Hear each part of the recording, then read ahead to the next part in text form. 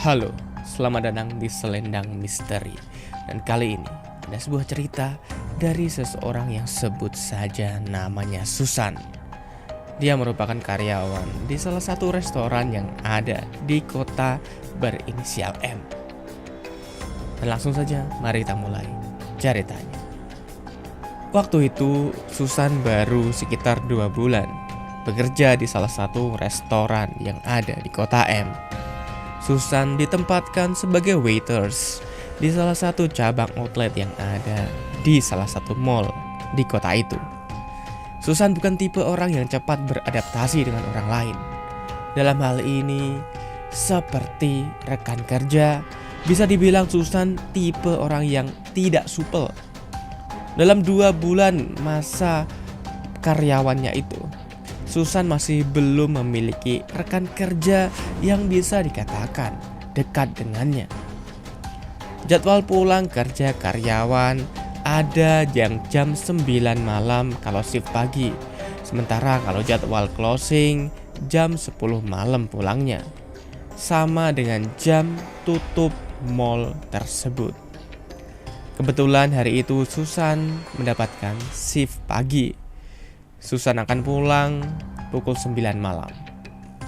Dan sudah menjadi kebiasaan, Susan sebelum pulang pasti ke toilet terlebih dahulu. Setidaknya setengah jam sebelum pulang, atau sekitar setengah 9. Mall tempat Susan bekerja ini bisa dibilang tergolong sepi pengunjung, terkecuali di hari-hari libur atau akhir pekan saja. Dan kebetulan hari itu mall dalam keadaan sepi pengunjung. Jadi ketika sudah jam setengah 9 malam, Susan pun mulai mengambil ancang-ancang untuk segera pergi ke toilet. Saat Susan izin ke toilet pada atasannya, di separuh perjalanannya ke toilet, ternyata 2 orang rekan juga ikut menyusul ke toilet. Karena Susan berjalan pelan, mereka lebih dulu memasuki toilet sebelum Susan. Ketika Susan ini sudah berada di dalam toilet, teman-teman Susan yang 2 orang tersebut sudah ada di dalam toilet yang berjajar 5 baris. Mereka memakai toilet nomor 1 dan nomor 4. Susan tahu karena hanya pintu kedua toilet tersebut yang tertutup, dan mereka di dalam masih sambil berbincang satu sama lain. Dari kelima toilet itu, yang paling ujung nomor 5 adalah toilet jongkok. Selebihnya toilet duduk semua, dan tentunya hanya ada mereka bertiga yang ada di toilet tersebut. Susan pun memakai toilet nomor 2. Tak lama setelah Susan masuk, mereka berdua selesai. Mereka keluar dan masih asik berbincang di wastafel. Sambil bercanda, mereka tertawa-tawa dan memainkan lampu toilet yang tombolnya ada di samping pintu toilet bagian dalam. Mereka tertawa kencang histeris karena gelap, lalu menghidupkan kembali lampunya. Cetek, cetek, hidup mati, hidup mati. Dan itulah yang mereka lakukan. Kemudian sambil tertawa-tawa, mereka keluar dari toilet. Susan tahu bahwa mereka keluar dari pintu utama toilet karena pintunya itu ketika dibuka terdengar suara nyaring. Penutup otomatis di atasnya seperti sudah berkarat dan pintunya juga besar dan berat. Lagi pula terdengar suara tawa yang menjauh dari toilet. Berarti sekarang hanya tinggal Susan yang ada di toilet. Namun karena Susan sepertinya sedang diare, Susan betah berlama-lama nongkrong di toilet tersebut. Sampai tiba-tiba lampu kembali mati. Walaupun Susan tidak mendengar ada suara saklar yang dicetek-cetek. tidak mendengar sama sekali. Susan berdiam di dalam kamar gelap. Mungkin apa mereka berdua kembali hanya untuk menjahili Susan? Sementara Susan tidak begitu akrab dengan mereka. Tapi Susan tidak menggubrisnya. Tidak sampai 1 menit, lampu menyala kembali. Memang brengsek tuh orang. Mereka datang cuma untuk menjahili Susan. Tapi yang aneh, Susan merasa janggal karena suara pintu itu tidak berbunyi. Yang berarti tidak ada orang yang masuk ke dalam. Itu artinya siapa yang memainkan lampu saklar tersebut? Tapi toh Susan tetap mengabaikan hal tersebut.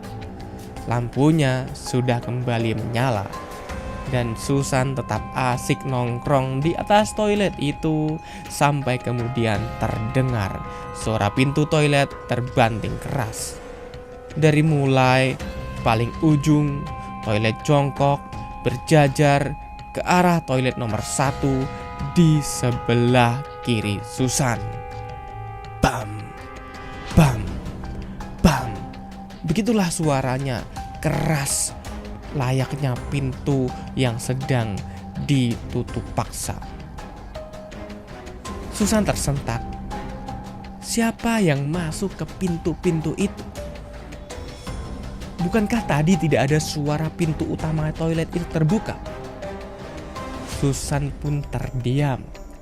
Lalu tiba-tiba dari sebelah ujung sisi kanan toilet yang sepertinya dari toilet jongkok terdengar suara wanita yang menangis. Terdengar sangat jelas. Suaranya terdengar sekitar 10 detik, lalu suara tersebut hilang. Susan kembali terdiam, lalu bergegas menyelesaikan urusannya untuk segera menghabiskan sisa-sisa kotoran yang ada dalam perutnya. Sambil tetap berada di toilet, Susan berdiri diam, mendengarkan dan memastikan apakah yang Susan dengar itu benar. Tapi selama itu hanya ada sunyi, tak ada suara apapun. Lalu Susan keluar, membelakangi kaca wastafel dan menghadap ke arah pintu-pintu toilet. Dan benar saja, semua pintu tertutup dan hanya ada satu yang terbuka, yaitu pintu toilet yang baru saja Susan gunakan. Susan berpikir mengapa seperti masih ada orang yang berusaha membodoh-bodohi Susan, menjahili Susan, dan iseng kepada Susan. Kalau mereka ingin menakut-nakuti Susan, kemungkinan dia terlalu sering nonton film horor. Susan tidak percaya. Ini mirip sekali seperti yang ada di film-film yang sering ia tonton. Susan penasaran siapa orangnya, siapa orang yang menjahilinya ini. Sambil terus menghadap ke pintu toilet yang tertutup itu, timbul niat Susan untuk memastikan, benarkah ada orang di dalam toilet-toilet tersebut. Susan menunduk, ingin melihat kaki orang yang ada di dalam toilet itu. Benarkah ada orang di sana?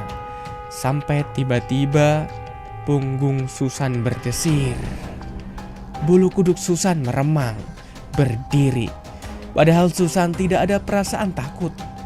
Tapi ia cenderung tidak percaya kalau ia sedang diusili oleh makhluk halus. Susan terheran-heran. Mengapa tiba-tiba bulu kuduknya berdiri?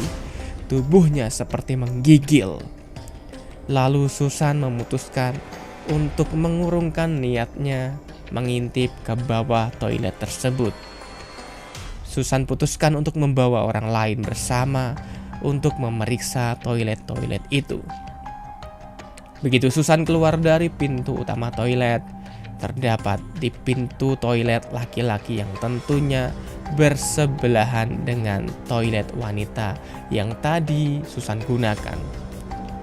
Petugas CS atau klinik servis toilet laki-laki nampak tertawa-tawa ke arah temannya yang sedang mengarah pergi menjauh dari toilet. Lalu Susan merasa darahnya seketika mendidih. Susan sangat marah. Dia pasti sedang diusili oleh CS tersebut. Susan langsung menyemprot, mendatangi CS tersebut sambil marah-marah. Oh, ternyata abang ini yang dari tadi usil, matikan lampu, terus pakai banting-banting pintu segala di dalam ya? Hah? CS tersebut bingung. Loh kenapa kak? Siapa yang banting-banting pintu? Siapa? Wajahnya nampak shock. Tiba-tiba karena bentakan dari Susan. Susan kemudian kembali marah. Gak usah pura-pura deh bang. Abang tadi kan yang masuk ke dalam dan matiin lampu, menjahilin saya, iya kan? CS itu tersentak. Loh, bukan kak, kok kakak jadi nuduh saya sih? Susan tak terima. Jadi siapa lagi bang? Kalau bukan abang, kenapa abang ketawa-tawa tadi pas saya tengok? CS itu kemudian menjawab, itu tadi saya ketawa karena lagi bercanda sama kawanku itu kakak, sambil menunjuk ke arah kawannya yang sedang pergi meninggalkan mereka. Susan tetap tidak percaya dan ngotot kalau cleaning service itulah pelakunya. Lalu Susan tarik tangan abang CS itu, menyeretnya langsung ke arah toilet wanita. Ia berontak sambil bertanya, Loh, kak ngapain kak ngapain kak? Susan hanya bilang, kalau bukan abang, ayo kita tengok siapa yang ada di dalam situ. CS itu berontak sambil berkata, gak boleh kak, ini CS laki-laki tuh gak boleh ke toilet cewek. Nanti kalau ketahuan gimana kak aku kak? Kami gak boleh sembarangan masuk. Susan bilang, gak apa-apa bang, cuman periksa aja. Ayo kita tengok siapa yang ada di dalam. Kata Susan tetap kekeh. Kak, jangan kak, nanti kakaknya diganggu loh sama makhluk halus yang ada di dalam tadi. Ini kan malam Jumat kak, kata CS itu. Susan bingung. Loh, kok iya ya? Ini kan emang malam Jumat. Terus kenapa ya makanya? Hah? Terus kenapa? Susan tidak percaya. Itu perbuatan selain manusia. Susan masih percaya ada orang yang menjahilinya ketika ia berada di toilet. Lalu ternyata teman Susan datang. Dia bagian dari resepsionis. Nampaknya ia ingin juga ke toilet. Dilihatnya mereka ribut-ribut di depan toilet. Dia bertanya ada apa. Lalu Susan menjelaskan situasinya dan berniat untuk membawa abang CS itu ke dalam untuk memeriksa. Namun CS itu ngotot tidak mau untuk masuk ke dalam toilet. Malah dia sudah berkeringat ketakutan. Nampaknya ia takut ada setan yang akan mengganggunya nanti. Dan ternyata teman Susan ikutan takut. Susan paksa masuk ke dalam untuk memeriksa. Mereka tidak mau dan hanya berdiri di depan pintu yang terbiarkan terbuka. Sementara Susan masuk dan hendak mendorong pintu-pintu toilet tersebut sambil mengatakan, tapi dari tadi gak ada suara orang di dalam, padahal kita lama berdiri di luar kak. Gak ada suara air dari flash, gak ada orang. Yakin deh. Lalu tangan Susan ditarik teman Susan. Ya udah kak, yuk, gak usah kita masuk ke situ lagi, gak usah. Kita cari toilet yang ada di bawah aja. Dia, resepsionis itu, tidak berani pergi sendiri. Ia mencari teman. Padahal tadi Susan sangat penasaran, ingin membuka pintu-pintu toilet itu. Pintu-pintu toilet yang sudah menyebabkan ia ketakutan. Tapi ya sudahlah.